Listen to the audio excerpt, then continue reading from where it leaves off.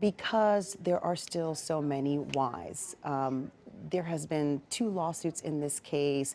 The homicide was immediately dispatched to this to check to see if there's any foul play.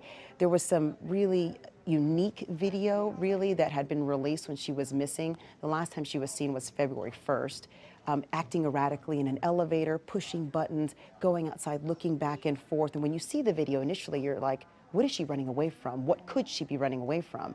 And so when homicide was called out and they did this full investigation, it was months later and they found out there was no foul play, there was still the why.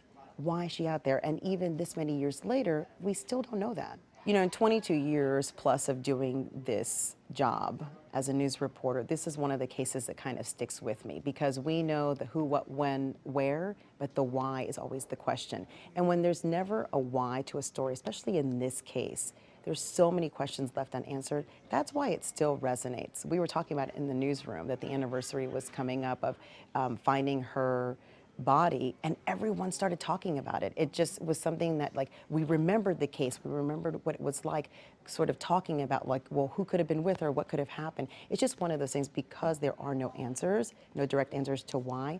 And also, I think the history behind the hotel, the idea behind it, sort of the whole perspective around this story, traveling alone, going to a hotel with a storied history, accessing a place that was, for all intents and purposes, should have been locked and not accessed, and then being found in that tank the way she did. It was a devastating case that still, you know, has people questioning.